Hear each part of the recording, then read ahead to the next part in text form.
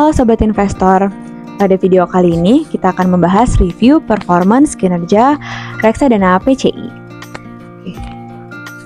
Seperti yang kita ketahui tadi ya dari review investment climate pada pekan ketiga bulan Mei 2024 tadi, bahwa kondisi market pada pekan lalu sangat digerakkan oleh musim laporan keuangan gitu ya. Kemudian ini memberikan impact positif terhadap equity market begitu ya.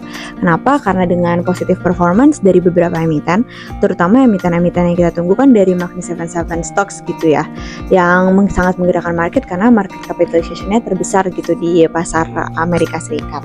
Nah, ini memberikan kenapa itu memberikan impact positif terhadap pasar Amerika Serikat, tentunya karena dengan kenaikan performance gitu ya, dengan ekspektasi performance yang positif di top line maupun bottom line, diharapkan juga dari sahamnya pun juga naik begitu ya, dari nilai sahamnya pun juga naik dan akan memberikan positif impact terhadap equity market.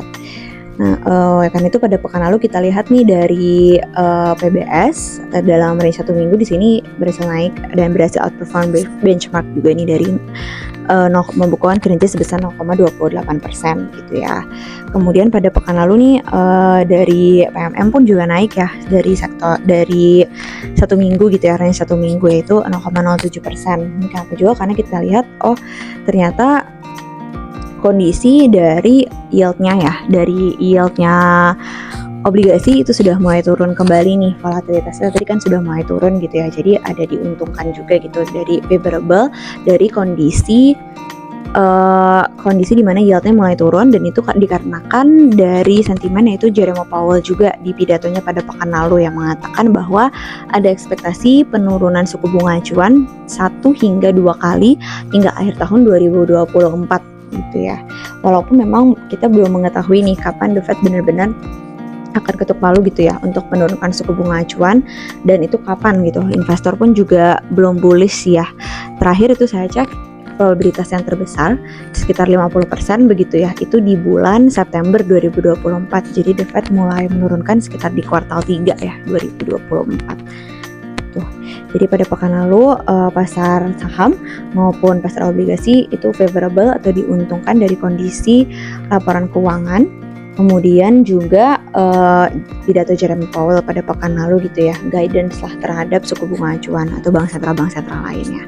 Kemudian juga pada pekan ini kan tadi menanti data inflasi ya, jika inflasinya memang turun begitu sesuai dengan ekspektasi, walaupun on moderate pace tidak yang langsung turun signifikan gitu ya, tapi ini dapat memberikan salah satu sentimen juga gitu ya, jadi membuka ruang lagi pricing atau Fed rate cut di 2024 dapat terakselerasi dengan baik, dan ini memberikan sentimen positif tentunya untuk pasar saham maupun pasar obligasi.